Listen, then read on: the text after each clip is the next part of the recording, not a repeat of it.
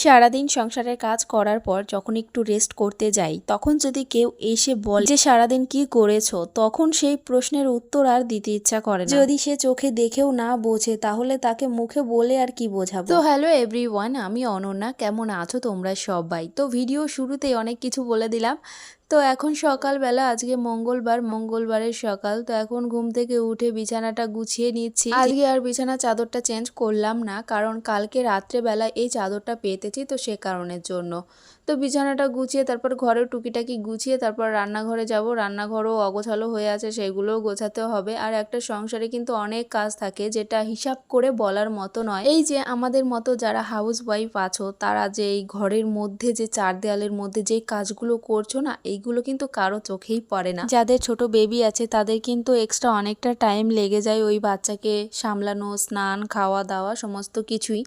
তো আমার অয়ন সোনার 4 বছর বয়স। ওকে 3 বছরে স্কুলে ভর্তি করেছি, যদিও বা আমি এখন স্কুলে ওকে দিতে নিতে যাই না। আমার ভাগনা থাকে, তো ওকে দিয়ে আসে নিয়ে আসে। এতে করে আমার অনেকটা টাইমও বেঁচে যায়, কারণ আমি যখন ওকে নিয়ে যেতাম তখন ওইখানে গিয়ে 2-2.5 ঘন্টা বসে থাকতাম, তারপর ওর ছুটি হতো তখন নিয়ে আসতাম। এদিকে ভাগ্নে নিয়ে যায়, ততক্ষণে আমার সমস্ত কাজগুলোও হয়ে যায়। না হলে ওকে নিয়ে গিয়ে তারপর ওকে নিয়ে আসার পর অনেকটা কষ্ট হয়ে যায়, অনেকটা চাপও হয়ে যায়। টাইম মতো আমি সমস্ত কাজগুলো কমপ্লিট করতেও পারি না। তারপর দুপুরবেলা তোমাদের দাদাভাইয়ের ভাতও পাঠাতে হয় দোকানে।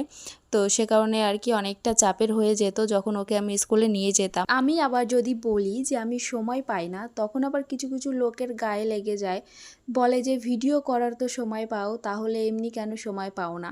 আসলে আমি যে সংসারের কাজগুলো করি, আমি সেটাই ভিডিও করে তোমাদের সঙ্গে তুলে ধরি যে আমি সংসারে কিভাবে কাজগুলো করি। এতে আমার সংসারের কাজগুলোও হয়ে যায়, তোমাদের সঙ্গে শেয়ার করাও হয়ে যায়।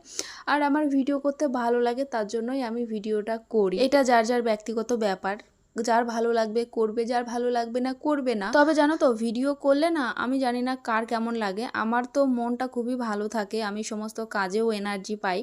তো এই আর কি। এদিকে আলনাটাও দেখো গুছিয়ে নিলাম তোমাদের সঙ্গে গল্প করতে করতে। আর আমাদের জায়গায় এতই শর্ট না, তো কি বলবো, জলের ড্রামগুলো রাখারও জায়গা নেই। এই ঘরে আলনার সামনে দিয়ে রেখে দিয়েছি। আর বাচ্চা যে বাড়িতে আছে সেই বাড়িতে দেয়ালে রঙের দাগ, তারপরে এই আলমারি শোকেসে এই যে নেল পালিশ রং টঙের দাগ নেই, এমন কোনো বাড়িই নেই। তো যাই হোক, আর আমি কদিন ধরে ঘরে মানি প্ল্যান্টের গাছগুলো এনেছি, তো আমার বেশ ভালো লাগে, অরিজিনাল গাছ থাকবে ঘরের মধ্যে। তো এটা বেশ ভালো লাগে। তো অনেক দিন ধরেই ভাবছিলাম যে এরকম একটা গাছ আনবো, তবে কোথার থেকে আনবো সেটা বুঝতে পারছিলাম না। অনলাইনেও দেখছিলাম, তারপরে ভাবছিলাম যে এই গাছগুলো ভালো হবে কি।